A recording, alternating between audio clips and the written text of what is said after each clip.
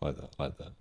What advice would you give to someone younger, either in the UK or in another country, who likes the sound of that kind of thing? How would you say?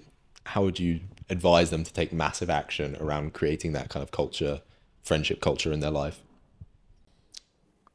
I think you first need to think like, what do I want from my life, and who do I want to be around? So like, rather than basing it on who you already know, start with a blank page. Like, what do I actually want my life to be like? Start with the end in mind, and then think, okay, well, based on all of that, who do I currently know that fits that? Like, that I actively want to keep in touch with and spend time with because they are aligned with and they support where I'm going or want to go. Then actively start looking for other people that that match that. And I think you don't have to over engineer it, just being mindful of that and being intentional about it. So when you're going out, you're talking to, hanging out with people, you're meeting people, you've got that in your head, and you're kind of you're sussing people out. You're like, is this person on that same wavelength?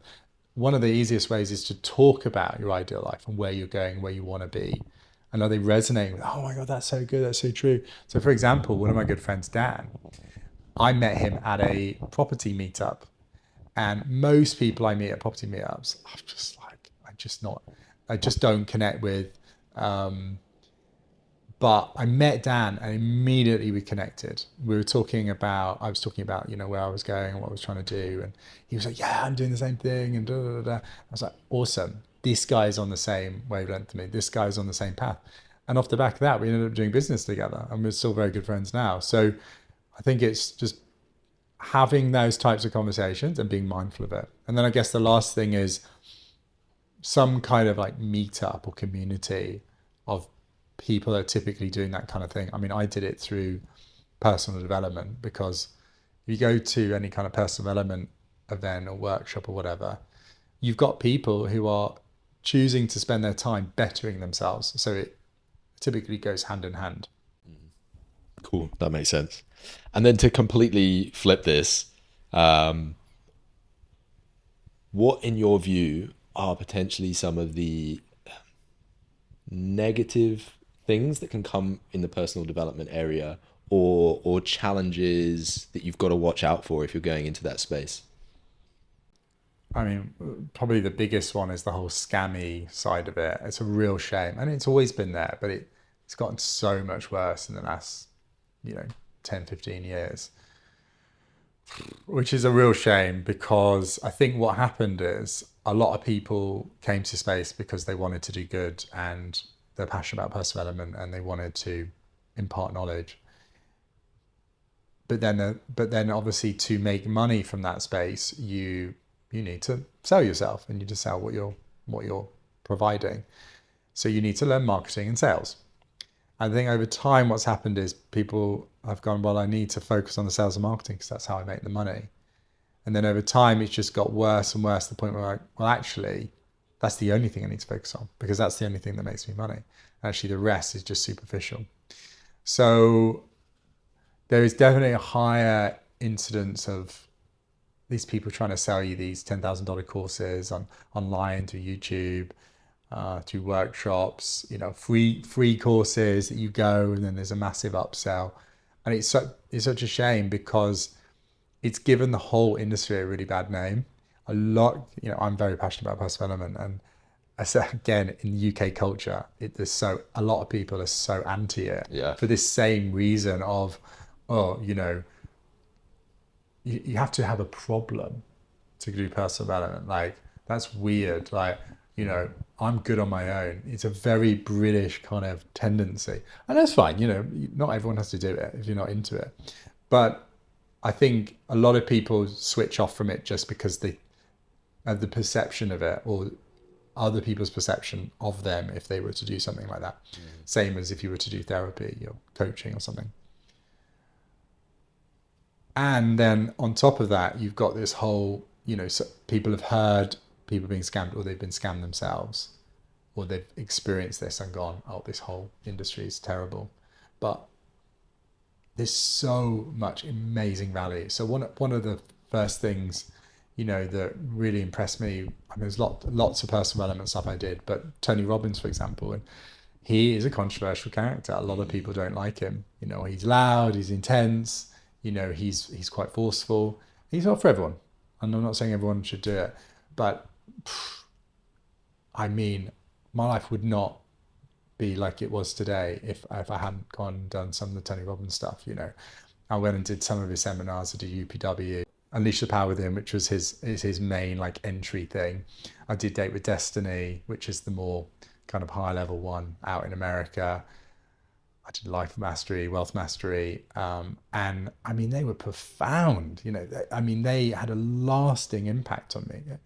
You can't just go and turn up and then that's it. I'm kind of cured or whatever. But my life genuinely was never the same again, having gone done something like that. So putting time and attention on personal development will improve your life, and the more you do it, and the better you're going to be. You can do it personally, like you kind of said, sitting at home watching YouTube videos, studying yourself. You can do it through friends, actively, intentionally, through masterminds, through retreats. And you can also do it through kind of workshops, through seminars, by someone running something that's really high impact, intense. There's a period of your life where that's what you're focused on. And that is a real helpful addition.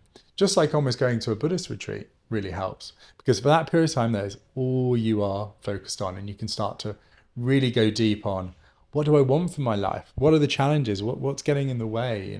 And you're surrounded by people in the same place. So You mentioned masterminds. I think a lot of people will have no idea what a mastermind is. Okay. Yeah, I mean, I've been doing this for years and years and years. I think it's so powerful. I've run a few. A mastermind, and there's lots of ways it could go, but I'll give you one of the main examples. Is essentially you get a small group of people together, most effective between 4 and 6 people, and you essentially take it in turns to give an update on where you are at, and then present a problem to the group that needs solving. So the two main values of this is, one, you are regularly updating a small group of people on what's going on in your life. So someone really knows and understands what's going on for you.